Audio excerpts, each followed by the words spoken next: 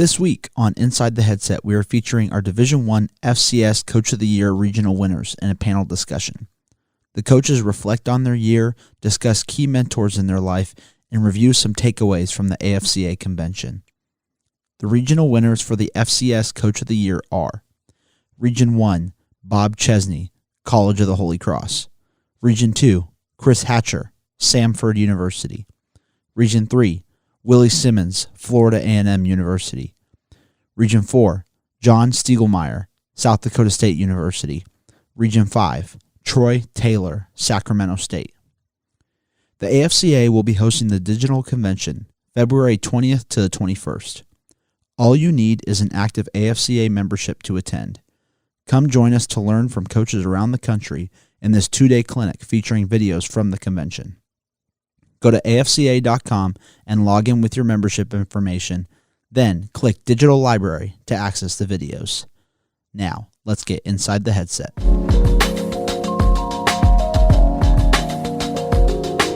I'd like to welcome you to the 2023 AFCA Regional Coach of the Year FCS Roundtable.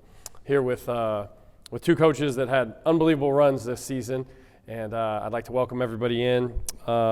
Coach Chesney, I'd like to start with you and ask you, this season, you guys, incredible run that you guys had. Is there a moment that during the season, before the season, leading up to the season, throughout the season, that just really resonates with you as you guys went on this great run? Yeah, I think for me, it actually starts before the season. At the end of last year, we ended up losing in the playoffs again, and we ended up in a situation where we finally had the ability to bring back some fifth-year football players. Yeah. And we had about 18 of them that decided to stay. And that's new for our league. It doesn't typically work that way, but the COVID year presented everybody with another opportunity for one more year. So it was really that moment that I think kind of reaffirmed the commitment that everybody had to one another. And then probably the biggest, that was the sort of the start of it. But then we went into our winter conditioning, and we actually verbalized out loud that we wanted to become a top 8 team in the country. And I said, if you want to be top 8 in the country, we put up the top 10 in the country and said, which one of these guys are you going to move out of there to become top 8? And there's not many, that look like us or are programs like us. It's just different. And, it was a challenge. So we went as hard as we could possibly go in the winter and competed as hard as we possibly could against one another. And we finally got to the break around spring break. And I thought these guys were done. They were sick of being around each other. They just needed a chance to not compete and just get away from each other. And when I asked them where they were going for spring break, 55 of them raised their hand and were going together to Fort Lauderdale. And to me, awesome. The first moment where they have a chance to get away, they're going together. They came together. That was telling to me of what type of team we had.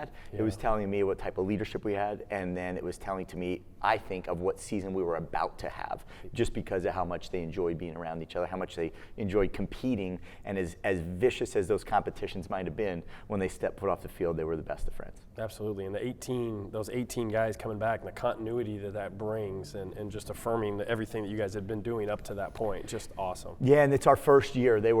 I've been there for 5 years, and that was our first recruiting class as well. So the message was clear from day one, and they were the ones really carrying that message through, each and every day. Absolutely. First of all, Coach Stiegelmeier, congratulations. Yesterday's national championship, incredible run. Thank you. You guys have done an unbelievable job for many, many years. Similar question, any special moment leading up to this season on your guys' historic run?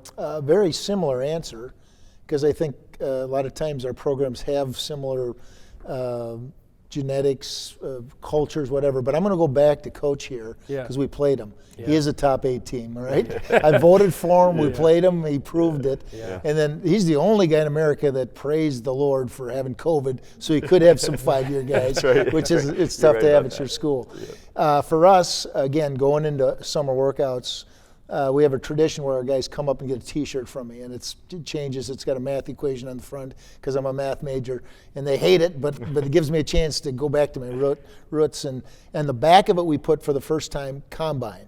Yeah. And what I've observed, and we've all observed, is guys work for 4.5, 5 years. They get done. They want to be in the NFL, and then they have a single focus. And for 3 months, they go after that goal, that dream, and they come back to our campus, and our young guys are looking at them going, "What happened?" Right. And so we challenged our guys to do that in the summer. You know, you got 2.5 months, and we literally said you're either going to get drafted, undrafted, or you're going to be a free agent based on. They picked two physical tests they were going to do, and based on how they did they meet their, and they were challenging, and it was so fun to see that work ethic come from that, and then Coach hit on it. During fall camp, our guys were coming in, our older guys were coming in and saying, I've never been on a closer football team. And I think in the end, you can have a lot of fast guys, a lot of big guys, right, Coach? But you better have guys that love each other and play for each other and go to the weight room at 6 a.m. for each other.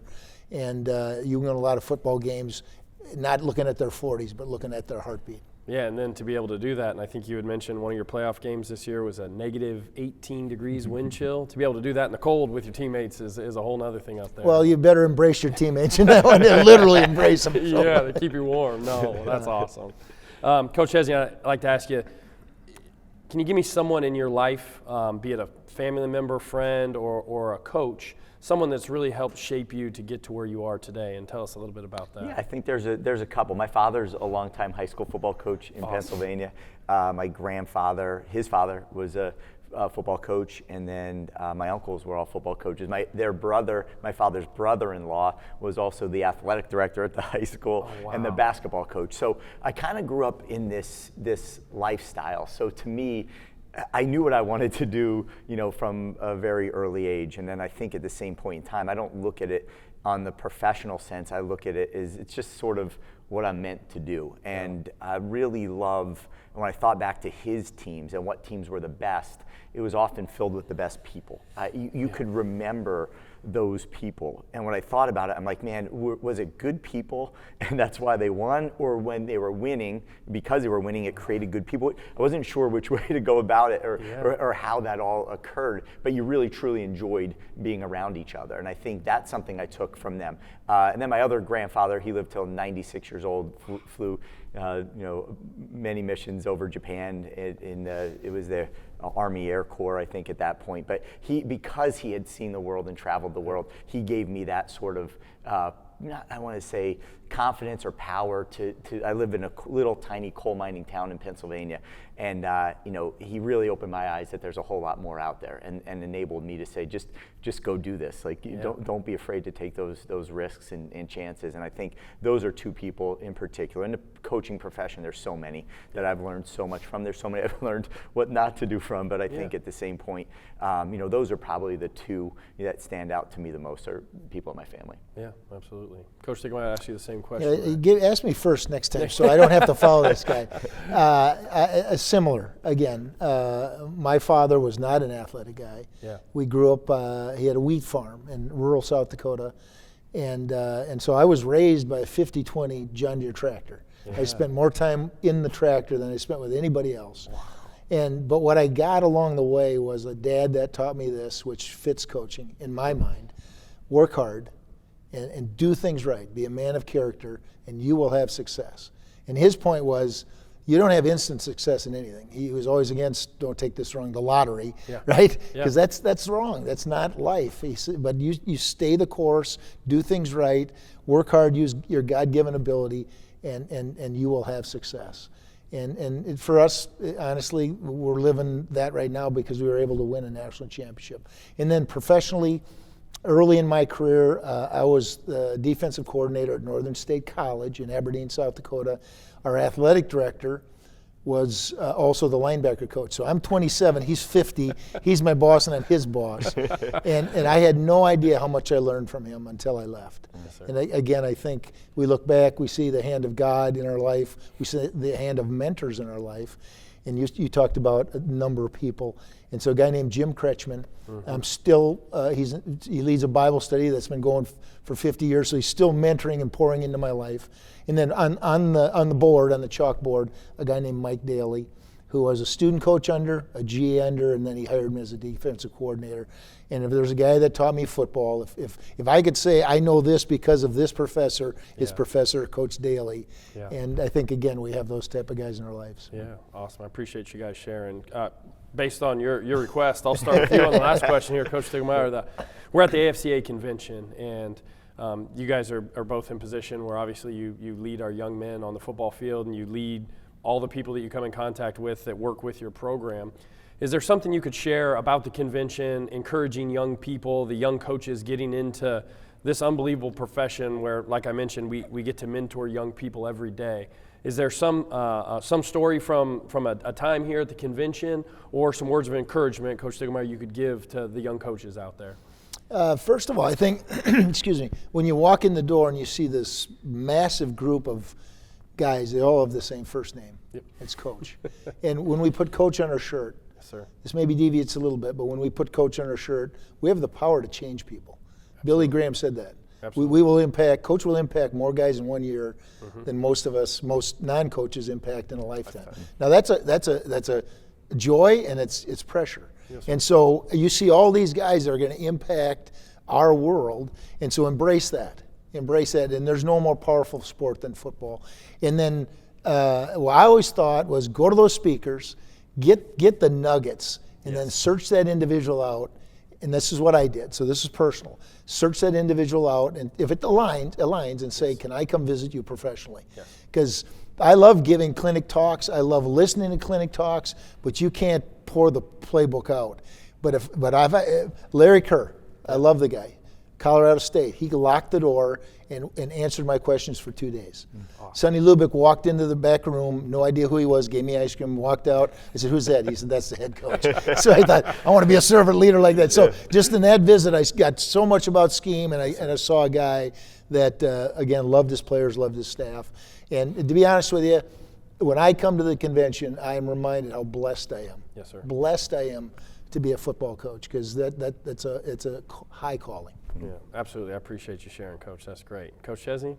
For me, one guy I didn't mention was Jim Margraf. Jim Margraf was the head coach at Johns Hopkins for many years. He recently passed away. But I would watch him walk through that lobby. He couldn't get 2 feet away without someone stopping him. And I thought to watch how humble he was, and to watch how kind he was to all these young coaches was very impressive to me. I think to the younger coaches, the biggest thing is it's nice to come down here and to network. It's nice to come down here and stay out late at night and do all those things. But a couple of our young coaches went in a side room, and there was a DB conversation. It wasn't on the books anywhere. It wasn't a scheduled event. It was just them networking that way and talking some football. I think that also is really powerful.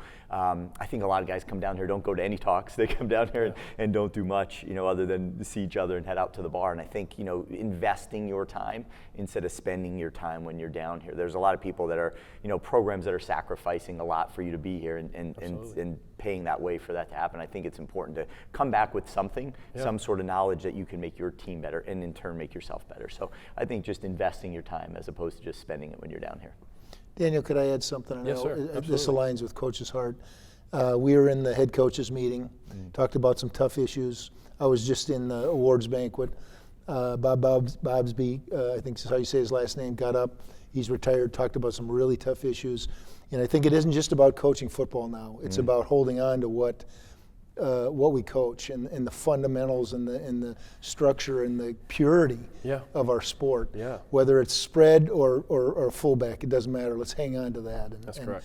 And it's pretty cool to be part of that. Yeah, and the one thing that he mentioned in his talk was talking about on Saturday, once that ball is kicked off, all those other issues and things that we're working through, that they go away.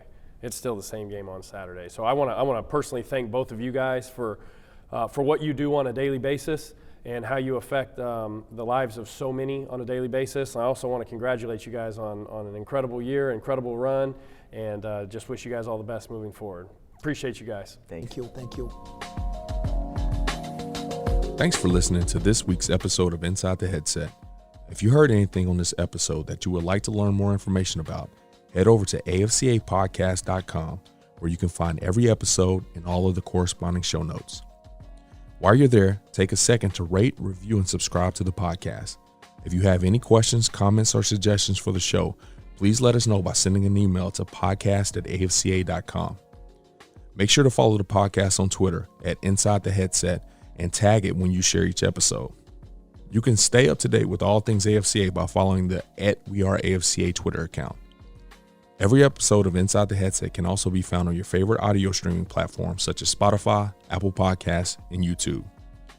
If you are not currently a member of the AFCA, be sure to find us online at afca.com and apply to join over 10,000 NFL, college, and high school coaches from around the country who are striving to be the best they can be.